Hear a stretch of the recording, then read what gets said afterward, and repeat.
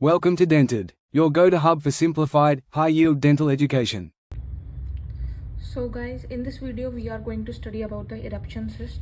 Continuing the series of the cyst, let's focus on the eruption cyst. Eruption cyst, it is the cyst of the soft tissue. It is a soft tissue cyst that comes from the bone and not through the gums. ये गम से नहीं आती है, it is from the bone. इसका जो origin है वो कहाँ से होता है? Bone से होता है.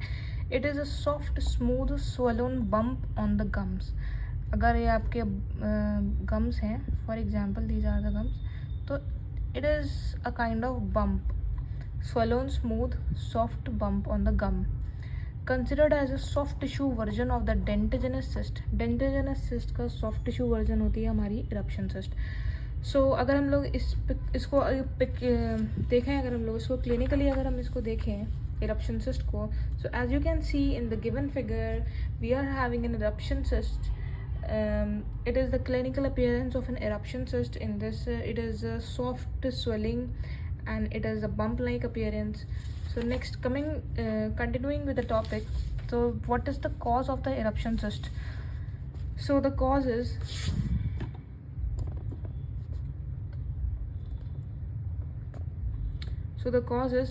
when the tooth can't break through the gums. जो tooth है हमारा ये एक टूथ इरप्ट कर रहा है ओरल कैविटी में, लेकिन वो बाहर नहीं आ पा रहा है. ये प्रेशर लगा रहा है बाहर की तरफ, लेकिन फिर भी वो बाहर नहीं आ पा रहा है. क्यों नहीं आ पा रहा है? बिकॉज जो जिंजाइवा है वो कैसा है? It is dense. तो इसलिए वो उसको ब्रेक करके बाहर नहीं आ पा रहा है, और इसी वजह से क्या हो जाती है? स्वेलिंग हो जाती है. ठीक है, because it is continuously pushing the gingiva. So when the tooth can't break through the gums, dense gums caused by the fluid collecting around the crown of the erupting tooth. erupting tooth के around crown जो है fluid accumulation हो जाता है. ठीक है. It is also known as the eruption hematoma. हम इसको eruption hematoma क्यों बोलते हैं? अगर इसके जो fluid है उसके अंदर blood अगर हो जाए तो हम क्या बोलेंगे? eruption hematoma, which makes it look purple or blue. So next, it is the clinical features की हम लोग अगर बात करें, so what is the age? So the age is clinical features की हम लोग अगर बात करें, सबसे पहले हम उसमें देखते हैं एज इज़ चिल्ड्रंस में होता है. साइड की हम लोग अगर बात करें, it is the lower incisors, first permanent molar कोई से भी, मैंडिबुलर और मैक्सिलरी और द अपर इंसाइजर्स. सही है.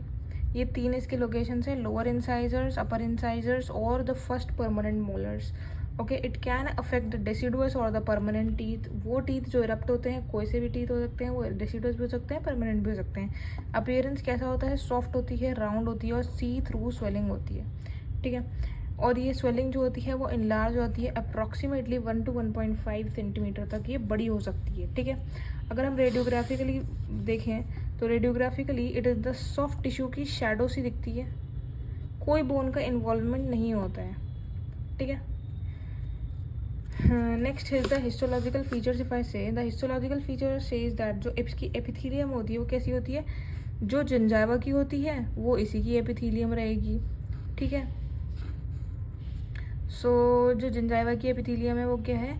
Keratinised stratified squamous epithelium of the gingiva separated from the cyst by a band of dense connective tissue. cyst से वो कैसे separated रहेंगे? by a band of dense connective tissue. ठीक है. Inflammatory sales का infiltration रहेगा कनेक्टिव टिश्यू में. Connective tissue की बात करें, डेंसली सेल्यूलर होता है, लेस कोलाजेनस रहेगा, कोलाजन थोड़ा कम रहेगा.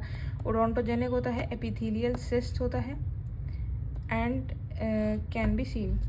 नेक्स्ट हमारा इसका ट्रीटमेंट की हम लोग अगर बात करें, कोई ऐसा कुछ खास ट्रीटमेंट होता नहीं है, लेकिन अगर फिर भी पेशेंट को बहुत ज़्यादा परेशानी हो रही है तो हम लोग क्या करेंगे? वहाँ पे इंसीजन दे देंगे. ये हमारा इरप्टिंग टूथ है, यहाँ पे ये हमारा जिंजाइवा है और यहाँ पे बम्प सा बन गया है.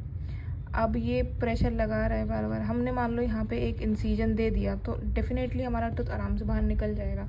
सो there is no treatment necessary. Cyst will rupture spontaneously, अपने आप अपने प्रेशर से रप्चर हो जाएगी. लेकिन अगर फिर भी इफ़ नीडेड तो surgical exposing the crown of the tooth if necessary. Okay, so this completes your the eruption cyst. Next will be the lateral periodontal cyst.